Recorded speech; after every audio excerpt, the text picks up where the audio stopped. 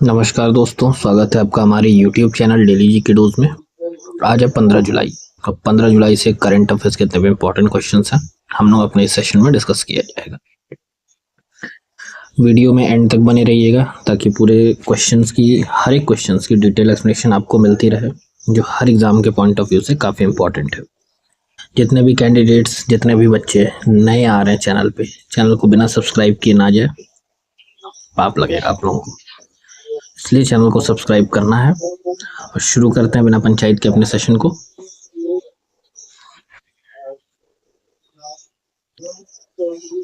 कल का question of the day था, भारत के 87वें ग्रैंड मास्टर का खिताब 87वें ग्रैंड मास्टर का खिताब किस शतरंज खिलाड़ी ने हाल ही में प्राप्त किया है?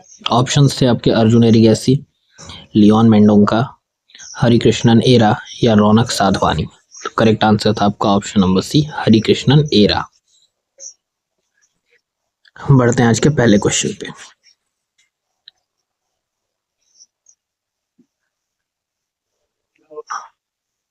पहला क्वेश्चन है, हाल ही में किस प्रसिद्ध अभिनेत्री का निधन हुआ जिन्हें भारतीय सिनेमा का प्रतीक भी माना जाता है? Which famous actress known as a symbol of Indian cinema recently passed away? Option है आपकी वैजयंती माला, बी सरोजा देवी, सावित्री या पद्मिनी। तो अभी हाल ही में बी सरोजा देवी जी का निधन हुआ है। ऑप्शन नंबर बी करेक्ट है इस क्वेश्चन का, नाम में भी है इनके। बी सरोजा देवी दक्षिण भारतीय फिल्मों की जानी मानी अभिनेत्री थी। उन्होंने तमिल, तेलुगु, कन्नड़ और हिंदी फिल्मों में काम किया। प्रधानमंत्री मोदी जी ने उन्हें भारतीय सिनेमा और संस्कृति का प्रतीक बताया है। अगला क्वेश्चन, इंपॉर्टेंट क्वेश्चन, ध्यान रखिएगा। कोल इंडिया की पहली पूर्णतः महिला संचालित डिस्पेंसरी का उद्घाटन हाल ही में कहाँ हुआ है? Where was Coal India's first fully women-operated dispensary recently inaugurated? Option हैं आपके रांची, धनबाद, बिलासपुर, नागपुर। वुमेन एम्पावरमेंट से रिलेटेड क्वेश्चन है। कोल इंडिया की पहली फुल्ली महिलाओं द्वारा संचालित डिस्पेंसरी का उद्घाटन जो है ये आपका छत्तीसगढ़ के बिलासपुर में हुआ है। तो ऑप्शन नंबर सी करेक्ट है इस क्वेश्चन का। यह डिस्पेंसरी SCCL यानी कि साउथ ईस्टर्न कोलफील्ड लिमिटेड के वसंत विहार परिसर बिलासपुर में शुरू की गई। इसमें डॉक्टर, नर्स, फार्मासिस्ट सहित कुल 14 महिलाओं की टीम है। यह पहल महिला सशक्तिकरण यानी कि वुमेन एम्पावरमेंट के नेतृत्व को बढ़ावा देने की दिशा में उठाया गया कदम है। नेक्स्ट क्वेश्चन है, ये करंट के टॉप न्यूज है आज के। 14 जुलाई 2025 को किसे लद्दाख का नया उपराज्यपाल नियुक्त किया गया? Who was appointed as the new lieutenant governor of Ladakh on July 14, 2025? Option हैं आपके बीडी मिश्रा, ये पशुपति होगा, स्पेलिंग मिस्टेक है थोड़ा, अशोक गजपति राजू, कविंद्र गुप्ता या असीम Kumar Ghosh.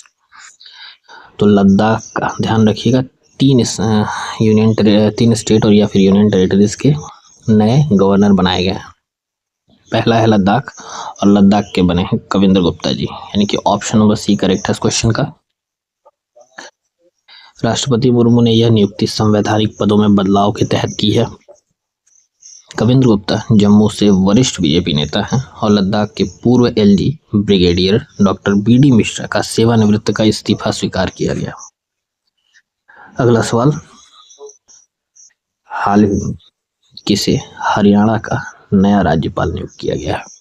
Who has recently been appointed as the new governor of Haryana? तो ध्यान रखिएगा, अभी हमने राज्यपाल देखा था लद्दाख का, कविंद्र गुप्ता जी बने हैं। दूसरा क्वेश्चन आया हरियाणा के लिए,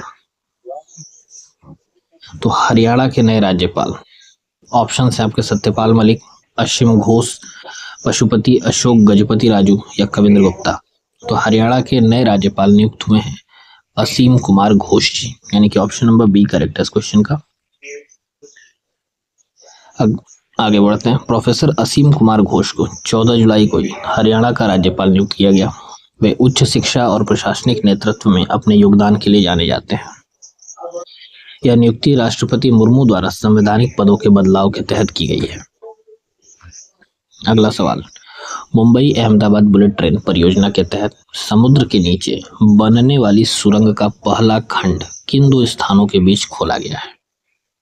जो मुंबई और अहमदाबाद बुलेट ट्रेन का जो प्रोजेक्ट चल रहा है पानी के नीचे, तो उसमें जो सुरंग बनाई गई है उसका पहला खंड कहां से कहां तक के लिए खोला गया है? The first section of the under sea tunnel for the Mumbai Ahmedabad bullet train project was open between which two locations? Options हैं आपके बांद्रा एंड दादर, बांद्रा या दादर, विरार या वापी, कुर्ला या नई मुंबई, या फिर आखिरी ऑप्शन है आपका घनसोली या शिलफाटा। तो अभी हाल फिलहाल में ही मुंबई और अहमदाबाद बुलेट ट्रेन के तहत जो समुद्र के नीचे बनने वाली सुरंग है ना, इसका पहला खंड घनसोली और शिलफाटा के बीच में खोला गया है। तो ऑप्शन नंबर डी करेक्ट है क्वेश्चन का। ये सुरंग 21 किलोमीटर लंबी है और समुद्र के नीचे बनाई जा रही है। यह परियोजना भारत जापान साझेदारी का हिस्सा है जिसमें E10 शिंकानसेन ट्रेन चलाई जाएगी। ध्यान रखिएगा, E10 शिंकानसेन ट्रेन चलाई जाएगी। पूरी 508 किलोमीटर लंबी बुलेट ट्रेन लाइन में हाई स्पीड शिंकान तकनीक का उपयोग किया जा रहा है। अगला सवाल हाल ही में इंपॉर्टेंट है।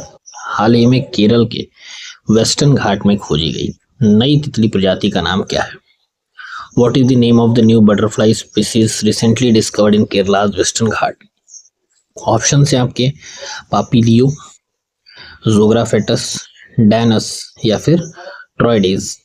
तो अभी केरल के वेस्टर्न घाट में खोजी गई जो नई तितली की प्रजाति है इसका नाम है जोग्राफेटस मैथेवी, यानी कि ऑप्शन नंबर बी करेक्ट है इस क्वेश्चन का। यह तितली कम ऊंचाई वाले जंगलों में पाई गई और वेस्टर्न घाट की स्थानीय प्रजाति है। इस खोज ने वेस्टर्न घाट की अद्भुत जैव विविधता की ओर फिर से ध्यान खींचा है और जोग्राफेटस मैथेवी जैव विविधता के संरक्षण की आवश्यकता को दर्शाता है। नेक्स्ट क्वेश्चन है, हाल ही में उत्तर प्रदेश के किस जिले में 75वें प्रधानमंत्री दिव्यांग केंद्र का उद्घाटन हुआ है? In which district of Uttar Pradesh was the 75th prime minister Divyang centre recently inaugurated? अभी तक जो भी बच्चे सेशन में बने हुए हैं उनका दिल से धन्यवाद। लाइक जरूर करिएगा वीडियो को, और जो नए कैंडिडेट्स आ रहे हैं वो चैनल को सब्सक्राइब जरूर करिएगा। मेरा पूरा प्रयास रहता है कि मैं एक बेहतर कंटेंट दूं, फालतू का पंचायत ना रखूं, जो सीधे टू द टॉपिक हो, टू द पॉइंट हो, जो एग्जाम के लिए बहुत इंपॉर्टेंट रहे। सब्सक्राइब जरूर करिएगा। बढ़ते हैं आगे। तो उत्तर प्रदेश के किस जिले में 75वें प्रधानमंत्री दिव्यांग केंद्र का उद्घाटन हुआ है? ऑप्शन है आपके कानपुर, बरेली, वाराणसी या बदायूं। तो करेक्ट आंसर है आपका ऑप्शन नंबर डी बदायूं। यह केंद्र बदायूं स्थित राजकीय मेडिकल कॉलेज में स्थापित किया गया है। केंद्रीय राज्य मंत्री श्री BL वर्मा ने इसका उद्घाटन किया और यह केंद्र दिव्यांगजनों और वरिष्ठ नागरिकों को ADIP RVY योजनाओं के तहत सहायता प्रदान करेगा।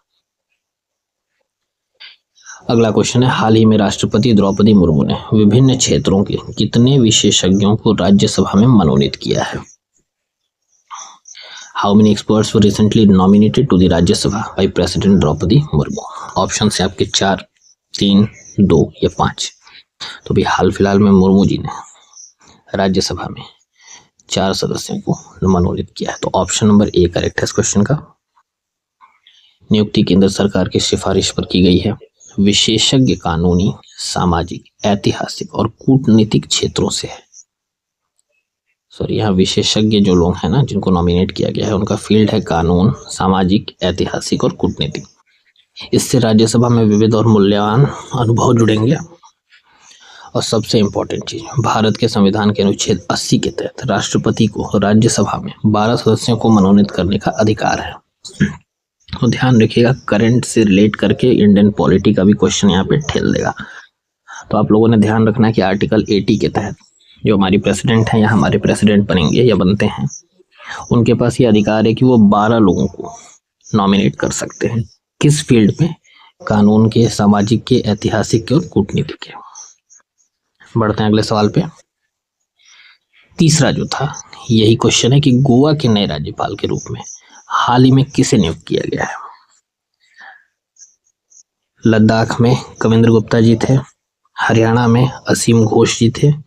अब आती है बारी गोवा की, माफ करिएगा। ऑप्शन है आपके कविंद्र गुप्ता, असीम घोष, सत्यपाल मलिक या अशोक गजपति राजू। तो गोवा के नए राज्यपाल के रूप में option number D, Ashok Gajapati Raju ji को नियुक्त किया गया है। पशुपति अशोक गजपति राजू एक वरिष्ठ नेता और पूर्व केंद्रीय मंत्री रह चुके हैं। उन्हें उनके प्रशासनिक अनुभव और सुलझे नेतृत्व के लिए जाना जाता है। राष्ट्रपति मुर्मू ने उन्हें गोवा का राज्यपाल नियुक्त किया। अब गोवा जैसे संवेदनशील और पर्यटन प्रधान राज्य में अनुभवी नेतृत्व की आवश्यकता थी, तो राजू की नियुक्ति केंद्र सरकार के विश्वास और नीति निरंतरता को दर्शाती है। यह राज्य की विकास योजनाओं को गति दे रहा है। यार पैराग्राफ पढ़ रहे हैं, छोड़ो, ये क्लियर है ना आप लोगों को। गोवा के नए राज्यपाल अशोक गजपति राजू जी, बस बहुत तामझाम हो जाता है। अगला सवाल इंपॉर्टेंट है ये। युवा आध्यात्मिक शिखर सम्मेलन, इसका आयोजन किस शहर में किया जाएगा? इन विच सिटी विल द युवा spiritual summit be held? Option है आपके वाराणसी, अहमदाबाद, दिल्ली या फिर भोपाल। तो युवा आध्यात्मिक शिखर सम्मेलन, इसका आयोजन उत्तर प्रदेश के वाराणसी में हुआ है। तो ऑप्शन नंबर ए करेक्ट है इस क्वेश्चन का। केंद्रीय मंत्री डॉक्टर मनसुख मंडाविया जी ने इस राष्ट्रीय सम्मेलन की घोषणा की। यह सम्मेलन 18 से 20 जुलाई 2025 को वाराणसी में आयोजित किया जाएगा और इसका उद्देश्य युवाओं को नशा मुक्त समाज की दिशा में जागरूक और प्रेरित करना है। इसमें 100 से अधिक आध्यात्मिक संगठनों की युवा शाखाएं भाग लेंगी। वे मिलकर नशे के विरुद्ध एकजुट अभियान का नेतृत्व भी करेंगे और यह कार्यक्रम सामाजिक चेतना और आत्मनियंत्रण का संदेश देगा। तो ये थे आज के टॉप 10 करंट अफेयर्स। उम्मीद करता हूँ सेशन आपको अच्छा लगा हो, आपके लिए यूजफुल रहे, भगवान करें। तो ध्यान से चैनल को लाइक करिए, वीडियो को लाइक करिएगा, शेयर करिएगा, चैनल को भी सब्सक्राइब करिएगा। जो नए लोग हैं वो तो जरूर से जरूर करिएगा और अपने दोस्तों तक भी भेजिए। आज का है question of the day. ISSF junior विश्व चैंपियनशिप में 2028 का आयोजन निम्नलिखित में से किस स्थान पर किया जाएगा? Where will the ISSF junior world championship 2028 be hosted? Option है आपके भोपाल, नई दिल्ली, पुणे या चंडीगढ़। अपना आंसर जो है वो आप लोगों ने कमेंट बॉक्स में कमेंट करना है, जो आप लोग कभी नहीं कर पाते हो। उम्मीद जरूर रखता हूं मैं कि शायद किसी का आंसर आए, कोई तो हो जो इंगेज हो इन क्वेश्चंस के साथ। तो याद से आप लोगों ने कमेंट जरूर करना है, पढ़ते रहिए, मेहनत करते रहिए। एक और इम्पोर्टेंट चीज है, अभी SSC MTS का ऑनलाइन फॉर्म भरा जा रहा है, तो ध्यान से जरूर भर लीजिएगा। एक अच्छा मौका है और प्रैक्टिस सेट में डालता रहता हूँ, तो आप लोगों ने निसंकोच होकर भरना है, ठीक है? कहाँ गया भाई? याद रहे चैनल को लाइक, शेयर और सब्सक्राइब जरूर करिएगा। चैनल का नाम आप लोगों ने पता है, डेली जीके डोज, ठीक है? तब तक के लिए धन्यवाद, नमस्कार।